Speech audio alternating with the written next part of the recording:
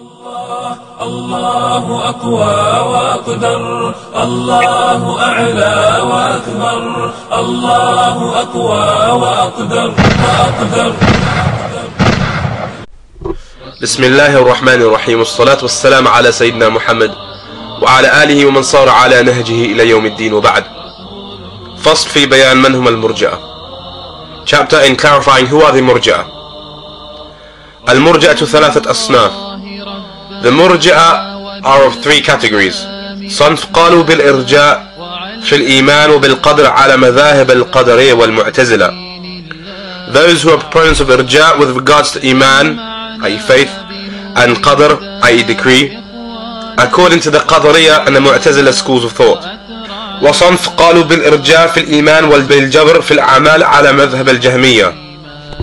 Those who are proponents of irja with regards to Iman, faith, and jabr, fatalism in actions, according to the Jahmiyyah school of thought. وصنف ثالث خارجون عن الجبرية والقدرية وهم فرق اليونسية الغسانية الثوبانية والمريسية. And the third are those who are outside the Jabariyah and the Qadariyah, and they themselves are many groups such as the Yunusiyya, the Ghassaniya, the Thawbaniyya and the Murisiyya. وإنما سموا مرجئة لأنهم أخروا العمل عن الإيمان، فالإرجاء معناه التأخير، يقال أرجيته أو أرجعته إذا أخرته. They were given the name Murji'ah because they have taken action out of Iman. Since irja means to postpone something, it's said in Arabic أرجيته or أرجعته if you have postponed something إذا أخرته. والمرجئة في باب الإيمان قسمان. الأول غلاة المرجئة. The Murji'ah in regards to Iman here are divided into two. The first غلاة المرجئة المرجئة المتكلمون, the extreme Murji'ah, and they are the theologian Murji'ah. والثاني مرجئة الفقهاء. The second are the Murji'ah of the fuqaha, the experts of Islamic law. أما مرجئة المتكلمون فقد قال جهم بن صفوان ومن تابعه الإيمان مجرد التصديق القلب وعلمه ولم يجعلوا أعمال القلب من الإيمان. As for the theologian Murji'ah, then Jahm bin Safwan and his followers have declared Iman is exclusively belief in the heart and its knowledge. They do not consider the actions of the heart to be from faith, and they think that a man can attain completeness in his faith through his heart. وظنوا أن الإنسان قد يكون مؤمنا كامل الإيمان بقلبه وهو مع هذا يسب الله ورسوله ويعادي أولياء الله ويوالي أعداء الله ويهدم المساجد ويهين المصاحف والمؤمنين غاية الإهانة ويكرم الكفار غاية الإكرام. And that a person, they believe that a person can attain the completeness of faith through his heart, or in spite of him cursing Allah and His Messenger, showing animosity towards the friends of Allah, allying himself with the enemies of Allah, destroying the masajid, belittling the musahif, the book of Allah subhanahu wa ta'ala, and the believers in the most insulting manner, while he hosts the disbelievers with the utmost generosity. They say these are all disobediences and do not negate faith which is in the heart.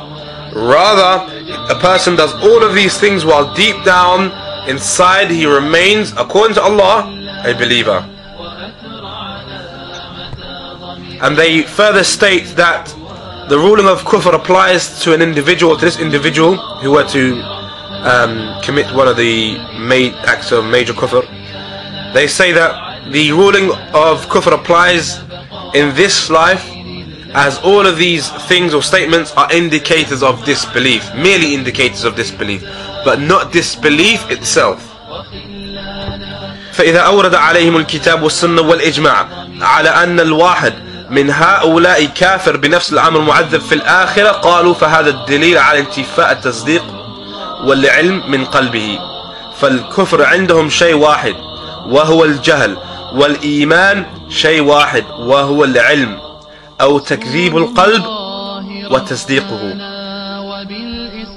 So when the book, the sunnah or the ijma', the consensus of the scholars are presented to them showing that one of these, i.e. from the above description, is a disbeliever in essence by the same token, who will be punished in the hereafter, they say this is evidence for the absence of belief and knowledge in the heart.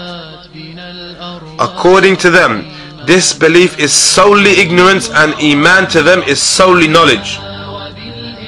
And likewise they sometimes may define them as denial of the heart and acceptance respectively. مع أنه أفس القول قيل في الإيمان فقد ذهب إليه كثير من أهل الكلام المرجئة، فقد كفر السلف كوكيع بن الجراح وأحمد بن حنبل وأبي عبيد وغيرهم من يقول هذا القول. Although this is the most corrupt statement regarding belief, many from the theologian Murji'ah have held this view. The Salaf such as Waki' ibn al-Jarrah, Ahmed bin Hanbal and Abi Ubaid and others have declared their takfir upon anyone who utters these words. And these Murji'ah, they openly declare that Iblis la'anahullah is a kafir, as categorically stated by the text of the Quran. However, his kufr is due to his arrogance. إنما كفره باستكباره وامتناعه عن السجود لآدم لا لكونه كذب خبرا.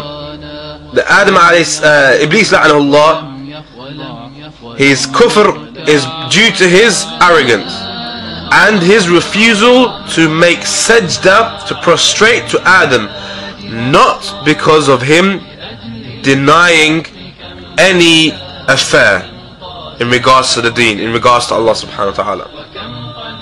لا لكونه كذب خبرا, as Allah subhanahu wa ta'ala states, وَجَحَدُوا بِهَا وَاسْتَيْقَنَتْهَا أَنفُسَهُمْ ظُلْمًا وَعُلُوًا.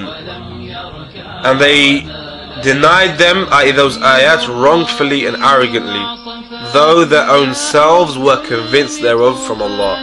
So here Allah subhanahu wa ta'ala is highlighting how Fir'aun and all those people who wrongfully denied and arrogantly denied the ayat, that internally in their hearts they were convinced. And this is the same thing with Iblis. Iblis, he had no doubt in Allah subhanahu wa ta'ala being the creator, being the Lord, yet due to his actions he was a kafir. And likewise with Musa, when he said to Fir'aun, verily you know, لقد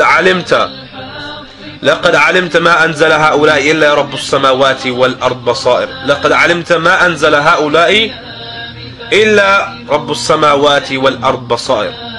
Verily you know that these signs have been sent down by none but the Lord of the heavens and the earth. So this Musa alayhi salatu wasalam, as-Sadiq al-Misduq, is saying here, saying to Fir'aun la'anahullah, which therefore proves that Fir'aun was aware that Allah subhanahu wa ta'ala was the one revealing the ayat, whilst at the same time he was the greatest opponent to Allah subhanahu wa ta'ala, the greatest opponent of Allah subhanahu wa ta'ala from his creation, and he was the most ambitious to bring about an end to the deen of Musa. وخلانا وأترعنا متى ضمئات بنا الأرواح